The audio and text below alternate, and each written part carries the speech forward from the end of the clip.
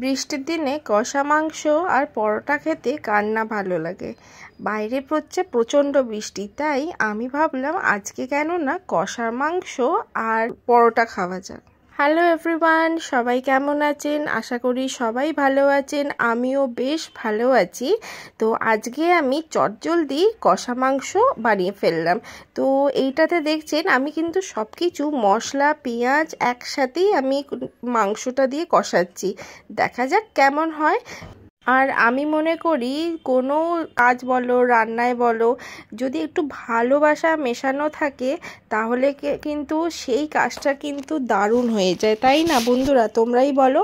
তো আমি এই খাবারটাও আমি একটু ভালোবাসা মিশিয়ে আমি আমার ভালোবাসার মানুষটার জন্যে আমি বানিয়েছি। আমি বলতে চাইছি মানে কোনো খাবার যদি ধরে ধরে মানে কাজটা যদি তাড়াহুড়োর মধ্যে তাড়াতাড়ি করে শেষ না করে যদি ধরে ধরে যদি কোনো কাজ করা হয় তাহলে কিন্তু সেই কাজটার সব কিছুই কিন্তু আলাদা রং তোমাকে দেবে। তাই আমিও এইটা খুব একটা বেশি মশলা ইউজ না করে আমি ধরে ধরেই এই রান্নাটা করেছি।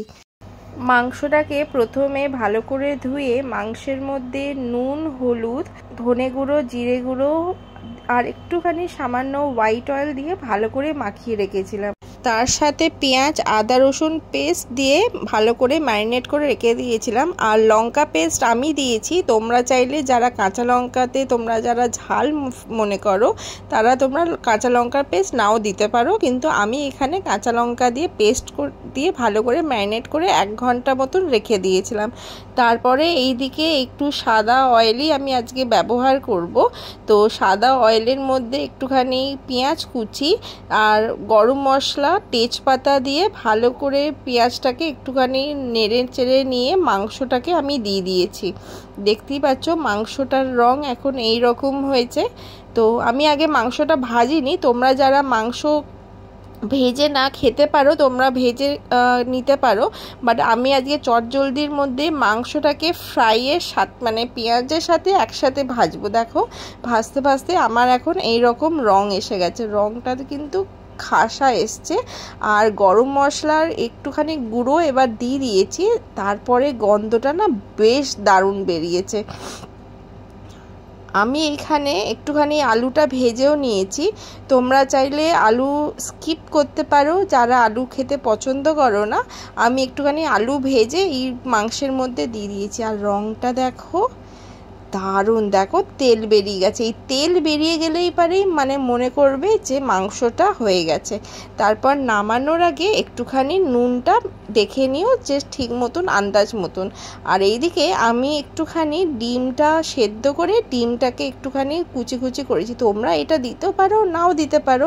আমি একটু কষা মাংস হলে পারে একটুখানি ডিম দিয়ে খেতে বেশ ভালোই লাগে। এই দেখো লম্বা লম্বা চিকেনের লেগ পিস আছে, এই দেখ আমার তো চিকেনের লেগ পিস জাস্ট অসাধারণ লাগে। আর এই কষা মাংসটা দেখো বেশ ভালো রং হয়েছে। চলো তাহলে বেশি দেরি না করে চটজলদি করে তাড়াতাড়ি করে খেয়ে নিই। পরোটাটা আমি বানাইনি, এটা হচ্ছে লাচ্চা পরোটা, এটা হচ্ছে বাইরে থেকে কিনে আনা হয়েছে। আর তার সাথে হচ্ছে কষা মাংস। চলো তাহলে বেশি দেরি না করে, তার গরম গরম আছে, ধোঁয়াও বেরোচ্ছে, চটজলদি আমরা খেয়ে নিই। অনেক লেটও হয়ে যাচ্ছে আর খুব খিদেও পেয়েছে। তোমরা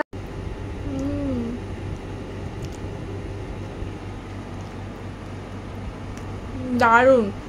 সবসময় কি আর ফোন ধরে কি খাওয়া যায়? একটুখানি খাওয়াটা একটু রিল্যাক্স ভাবে খেতে হয়, তাই না? তো আর বেশি দেরি না করে চলো তাড়াতাড়ি করে খেয়ে নিই। তোমরা কারা কি খাচ্ছ আজকে রাতে আমাকে কিন্তু অবশ্যই জানিও। দেন তোমরা ভালো থাকো, সুস্থ থাকো, টাটা।